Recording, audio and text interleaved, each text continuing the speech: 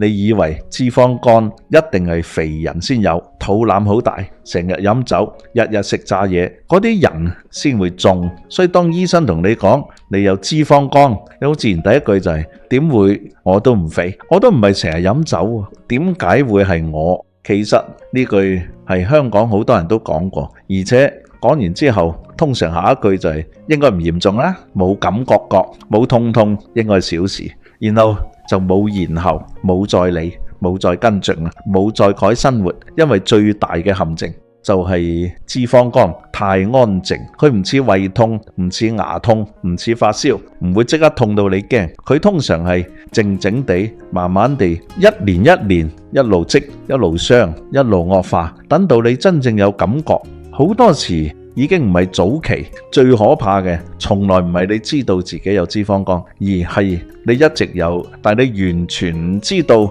香港人好多都係體檢先發現，本來只係普通驗身照超聲波，醫生淡淡一句你有脂肪肝，跟住你心入面諗應該冇乜，因為你完全冇感覺。但問題就係冇感覺唔代表冇事，反而好多最麻煩嘅病一開始都係冇感覺。脂肪肝就係其中一個。簡單講，脂肪肝就係你個肝開始儲太多脂肪，正常肝臟唔應該變成一個油浸器官，但而家好多香港人個肝其實一直喺度浸油，而最麻煩係你唔會即刻知道，你照鏡睇唔到，你摸肚摸唔到，你唔痛啊，你唔癢，你甚至仲覺得我幾健康，但係個肝可能已經好攰，尤其最容易中招嘅未必係最肥嗰個，反而好多係睇落唔肥，正常身形甚至偏瘦，但係內臟脂肪高，肝臟已經出事。所以第一個最大誤會就係瘦字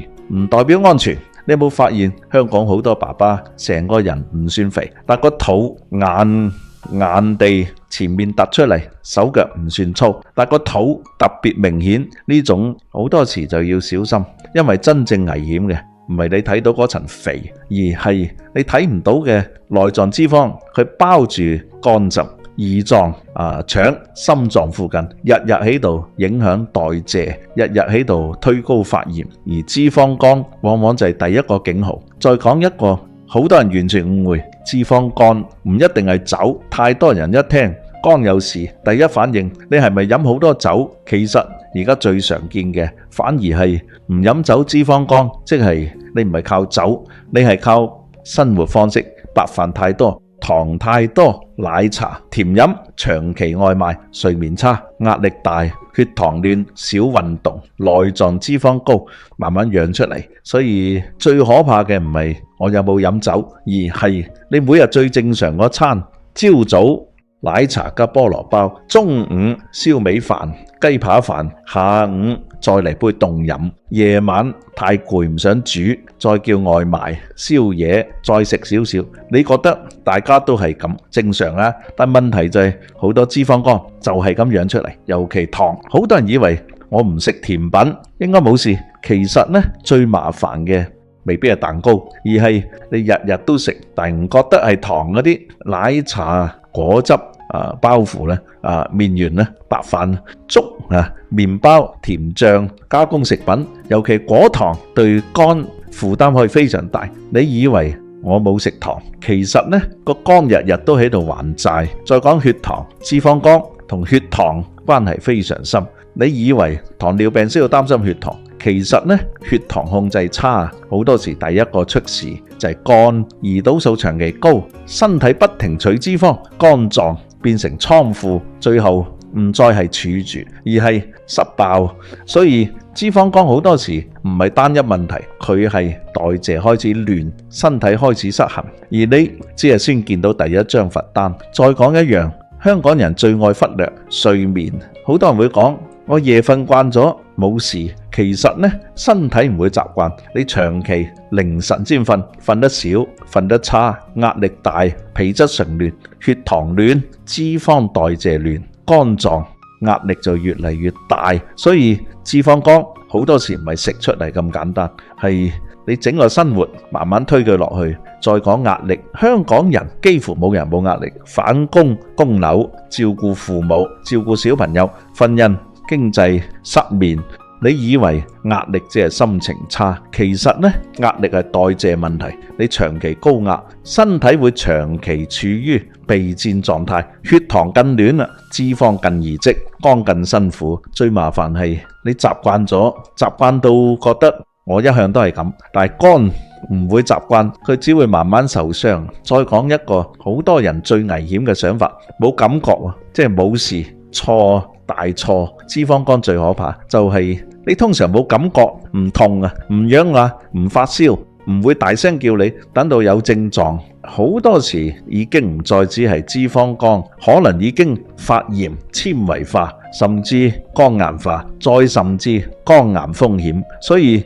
真正可怕嘅唔係你知道，而係你太遲知道。再講長輩，爸爸最中意一句，我食咗幾十年都冇事。媽媽最中意一句，我又唔肥，點會？但係以前唔係而家，以前外賣少，加工少，甜飲少，壓力型生活少。而家奶茶、手搖飲、便利店、外食、久坐、捱夜，全部都多，身體背景完全唔同。所以唔好再用以前去安慰而家。再講一個好多人中招，體重正常但係肝好差，呢種最容易被忽略，因為你會覺得我又唔肥，應該安全。其實亞洲人特別容易出現瘦胖子，外面唔肥，裏面好亂，內臟脂肪高，胰島素阻抗，脂肪肝全部齊。所以睇體重唔夠，你要睇腰圍、血糖、三酸甘油酯、肝功能、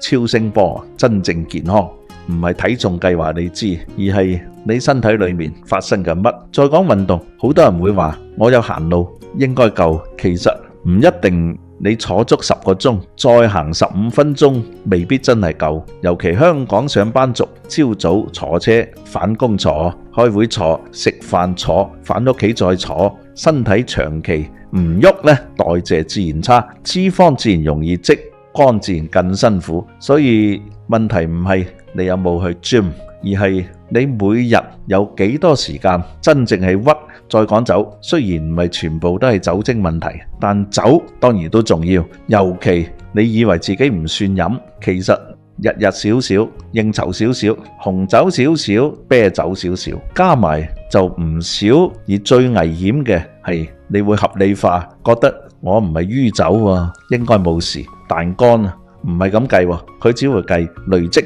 再講一樣，最容易令人後悔拖。醫生講完有脂肪肝，你話下次先改，下個月先開始，忙完先，旅行完先，新年後先，結果一年又一年，你以為都係差唔多，其實身體一直都喺度計數。最遺憾嘅從來唔係病，而係本來可以早啲改，本來可以逆轉，本來可以唔使去到後面。脂肪肝其實好重要一件事，好多時佢係可以逆轉，呢個先係希望，唔係判死刑咯，唔係一發現就完，而係你仲有機會，但前提係你肯改，而唔係知道咗再當睇唔到。所以今晚開始你可以做幾件事。第一，少啲糖，尤其液體糖、奶茶、汽水、果汁、手搖飲。第二，少啲精製澱粉，白飯、白麵包、甜包、過量麵食。第三，少啲外賣，少啲高油高糖。第四，開始屈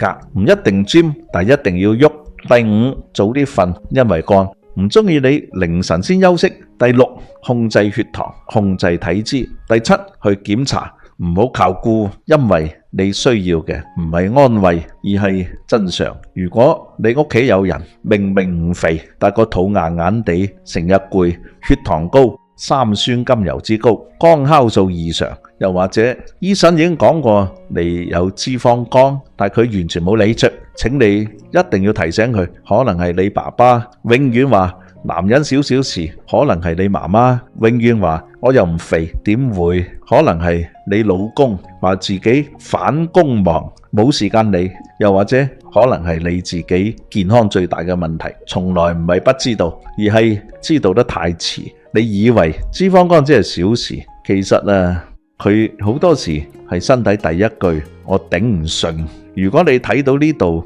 開始有種感覺，等等，我屋企真係有人係咁，甚至可能就係我咁我真心希望你唔好再拖，今日就開始改，因為最可怕嘅唔係脂肪肝，而係你一直以為自己仲有好多時間。如果呢條片令你第一時間諗起一個人，請你而家就分享俾佢，尤其係永遠話自己冇事嗰位，尤其係最難叫佢檢查嗰位，尤其係成日話我唔肥，點會有事嗰位。有時你救到一個人就係靠早一步提醒。如果你都認同健康唔應該等到出事先重視，記得幫我按個讚，留個言，你屋企有冇人明明唔肥，但係醫生話有脂肪肝，你最擔心邊個？留言區打低，我要提醒佢，我會睇，亦希望更多人睇到。如果你想繼續知道更多香港家庭最容易忽略嘅健康警號，記得訂閱，因為保護屋企人好多時唔係靠運氣，而係你有冇早一步知道，早一步行動，早一步改變。你以為即係脂肪肝，其實可能係身體已經等你好耐。